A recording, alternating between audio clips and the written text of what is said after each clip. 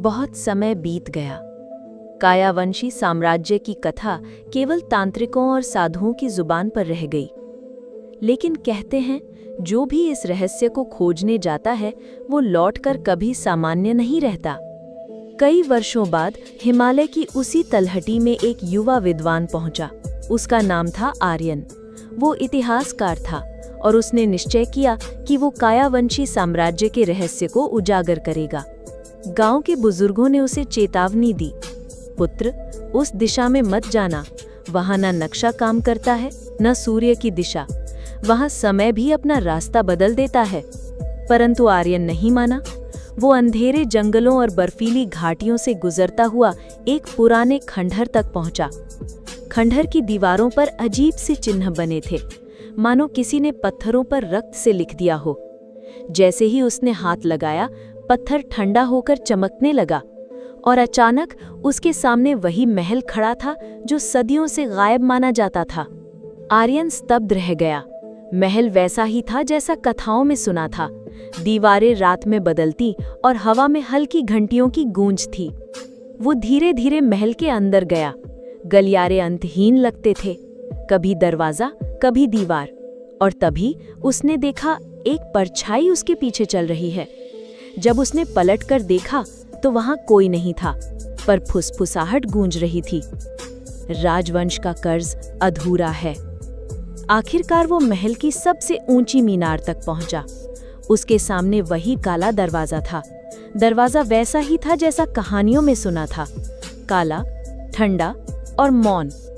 आर्यन ने साहस किया और दरवाजे को छू लिया। तुरंत ही दरवाजा खुल गया और नीली धुंध चारों ओर फैल गई। उस धुंध में उसने देखा कि एक विशाल कक्ष, जिसके बीच में महाराज आदित्य केतु सिंहासन पर बैठे थे। लेकिन उनकी आंखें बंद थीं और शरीर हिल भी नहीं रहा था, मानो वे जीवित और मृत दोनों एक साथ हों। अचानक राजा की आंखें खुलीं। उनकी दृष्टि सीधी आर्यन पर पड़ी। तुम आखिरकार आ ही गए। आर्यन हड़बड़ा गया। महाराज, आप तो सदियों पहले। राजा ने गहरी आवाज में कहा, समय मेरे लिए रुक चुका है, परंतु साम्राज्य का कर्ज अब भी अधूरा है। जो इस दरवाजे को खोलता है वो स्वयं उस कर्ज का वारिस बन जाता है। आर्यन ने देखा कि उसकी हथेलियों पर अजीब नीले चिन्ह उभर आए थे। वो घबराकर पीछे हटना चाहता था, पर दरवाजा अपने आप बंद हो गया। धुंध और गहरी हो गई। उसमें अनगिनत परछाइयां नजर आने लगीं। सैनिक, सेवक और राजकुमार विवंश की आकृति भी, सब एक स्वर में बोल रहे थे, अब तुमसे बचना संभव नहीं, अब तुम ही कायावंशी हो। आर्यन चीखना चाहता था, पर उसकी आवाज बाहर नहीं निकली। तभी राजा ने कहा, हर युग में एक नया वारिस चुना जाता है, अब ये भार तुम्हारे कंधों पर है। धुंध ने आर्यन को पूरी तरह ढक लिया, और जब अगले दिन गांव वाले उसी पहाड़ की ओर गए तो वहां फिर केवल बर्फ और खंडहर थे। महल गायब हो चुका था। लेकिन एक नया अफवाह फैल गई। कभी कभी गांव में एक अजनबी आता है जिसकी आंखों में नीली चमक होती है। वो किसी को छू दे तो वो आदमी दिनों में बूढ़ा हो जाता है।